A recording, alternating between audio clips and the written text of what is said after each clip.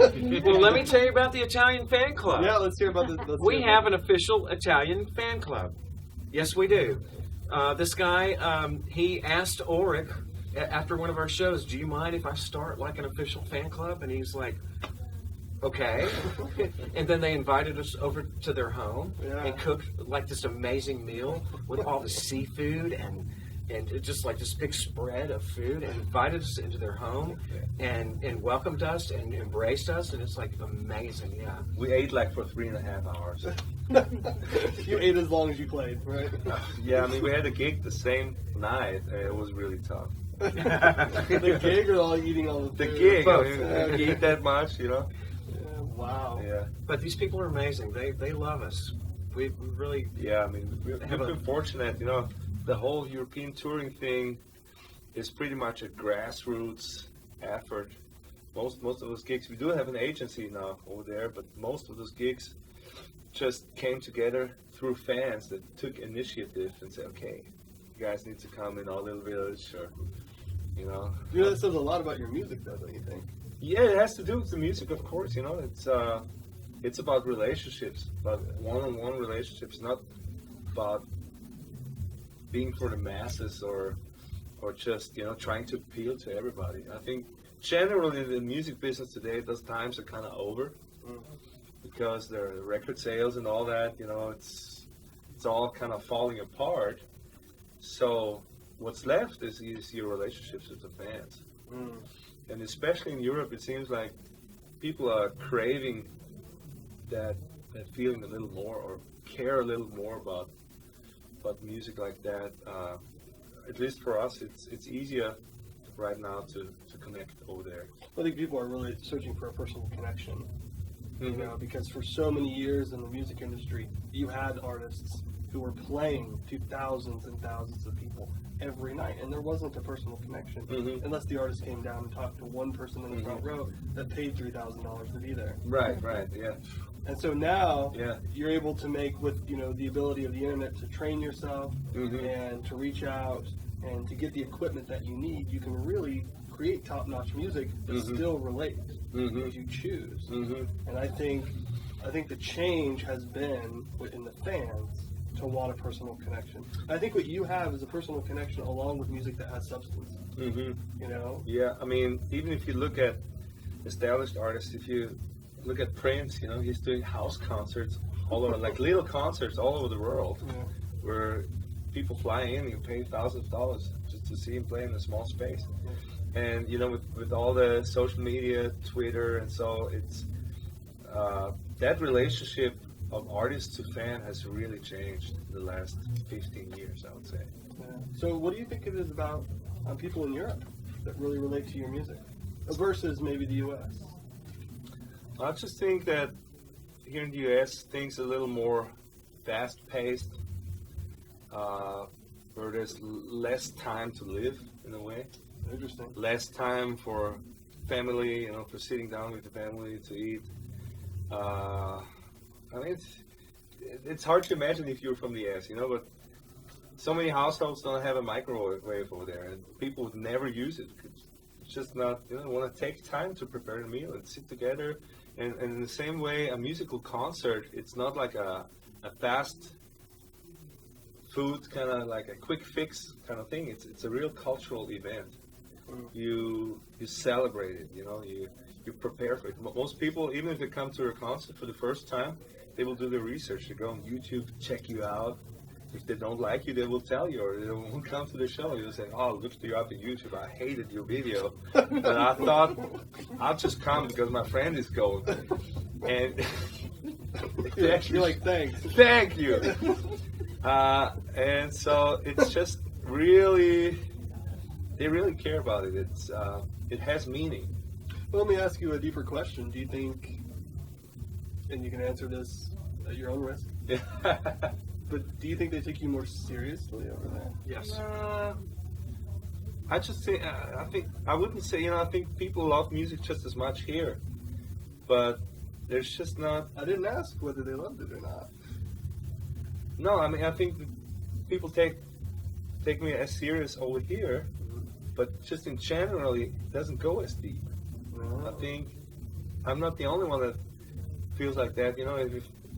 Even Austin artists, Carolyn Wonderland, Guy Forsyth, many people go over to Europe all the time, not because they don't like Austin. We all love Austin, but it's just harder over here to find. We need a certain space. We need a certain attention span, and that attention span is just getting shorter and shorter by the minute almost. He's busting over here. Well, Jimi Hendrix had to go to Europe to get discovered. So did the Stray Cats. We're not the first ones, So there's a trend here. Yeah, I think so. Slower paced over there, I maybe. don't know, man. Just cultural differences. Yeah. Yeah. More inclined to opening up themselves to new music, maybe. Yeah. And also, by the way, I have to mention that we are finalists for the 2016 European Blues Challenge in Siena, Italy. Just thought I'd mention that. And they're super stoked about it. Tell us more about it. What does that mean? Tell them, it's boss. like, because they pick a ton, or they don't pick a ton. There's a lot to choose from. One band from each country. Yeah. Okay. Yeah, it's like in Europe, most countries have their own blues societies. Right. And so every year, each blues society from each country picks one band to send them off to the big finals, like to the arena in Rome to compete with swords. Yeah, right. Yeah. No, but it's not about winning as much as it is about meeting each other, networking, and meeting all the festival promoters and labels and so. So this year we had the honor of representing our home country, Austria, Yeah. that Blues Challenge, and that's going to take place April 7th to 9th. Wow. So it will be the beginning of our tour, basically. Yeah. What do you hope to get out of that? I mean, that's exciting. I'm just stoked to meet a lot of great people in the industry and also fellow musicians. And we are already going to lots of places, lots of countries. Yeah. I mean, on this tour we're like in 9 different countries, so we're just going to meet even more musicians from each country. Is there anybody specific that you want to meet at that challenge?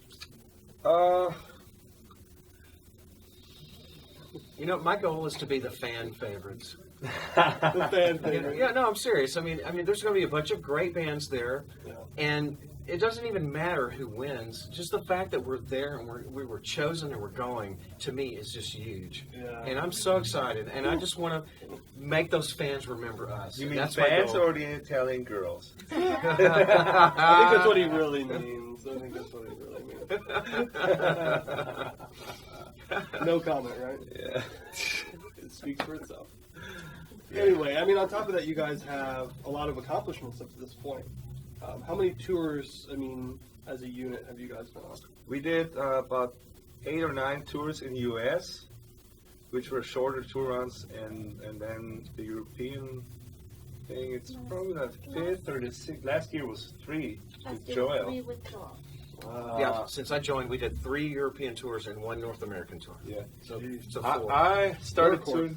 Yeah, I started it in 2010, but the first ones I just went over there and played with the band over there. Mm-hmm. So it gradually built up, but every year, since 2012 pretty much. So on top of all this stuff, you guys are very excited about a new award, or 2 new awards that have come in. Right, yeah, You guys have been recognized by the city, industry, the music industry in Austin. Do you want to tell us what those 2 awards and why they're so special? Because they are really special, especially one of them. There's not many competitions that I really care about, music competitions, but to win an Austin Music Award, especially as somebody that is not born here and came here not too long ago, that really means a lot to me. Yeah, so 2 of them. Yeah. One for a genre award, right? Yeah, one was Best Blues Soul Funk Band, Mm-hmm. and the other one was Best Guitarist. The best guitarist Yeah. for this guy. Yeah. So next we need bass and drums. Next, Right. I don't And care. then vocalist, you guys will just build on it, right? Right. It doesn't matter. So so awards are awards, and Yeah. nominations are nominations. Yeah. But you guys have to be realistic that it does recognize you. I used to be more shy about it, but at this point I'm just thinking anything that helps us to get more recognition for our music and has people check out our music, I mean, I'm all for it. And of course, winning an award like that really helps to turn new ears on to your stuff. Yeah. And so, I mean, we don't have to go down the huge list, but you've also won Chronicle Awards, right? Those are Chronicle Awards. But before this. Oh, before, yeah. Last year we won this best blues soul funk also. Yeah. And then before that we were in the top 10, in like at least 2-3 years before that. I think we had number 2 best instrumental in 2011. So it's like you said, it's building. Right? We've been steadily building up, and the truth is that in this Chronicle Awards, also people from Europe. I mean, we can vote worldwide, so our European fans is really the driving force. Yeah. To get that award for us. Well, I have 2 final questions for you guys. Okay. First one is, what do you want audiences to get out of this next, couple years? What do you guys, you're going to be touring a lot. You have one coming up, and you're going to do it again. You're probably going to do another album. Mm-hmm. What do you want not just artists that are at your shows, but what do you want audiences in general to get from your shows, especially as you grow as a band? Yeah, I hope that there's just more and more people that really take a next step in that relationship building, because it's one thing to buy a CD or then check out a show here or there, and the other thing is that like this new album was actually funded by the support of our new music platform called My Tribe, and those are like our super fans. We have our own subscription platform because we know that we're gonna release an album each year until we're able to, until the ideas come out. You never know, maybe someday I'll just stop writing. I don't think don't so. Say that, don't say that. But so those people on My Tribe, they support us with a yearly subscription, so we have a recording budget each year. Smart. It's different than a Kickstarter, it's a real long-term relationship thing. And so I just hope that we can continue to build those tribes in all different parts of the world. Yeah. And with the help of social media and our touring, just keep our tribe together. That's why we call, I used to call music Viking blues. Because just like the Vikings, they used to have the settlements. They had one in Greenland and the other one in France and so, and then there would be an overthrow and they would kill all of them. So the same, we are like modern Vikings. I'm nervous to be a fan now. Instead of rape and pillage, we just kill them with our music. Knock them dead with the music. Yeah, they'll be shot, we charm them to death. Just kill them musically. That should be your slogan. Yeah. Yeah. So that's what you hope, to build that tribe, that relationship. Yes. And so I'll let each of you answer this individually, because this is a really important question. To maybe a band that's out there that's just getting started, and you guys have done a lot up to this point, what type of advice would you give? Get a stethoscope and go to medical school. No. I'm sorry. No. When you said stethoscope, I was like, no. Where is this going? What do you say, Sabina? I'm like, go.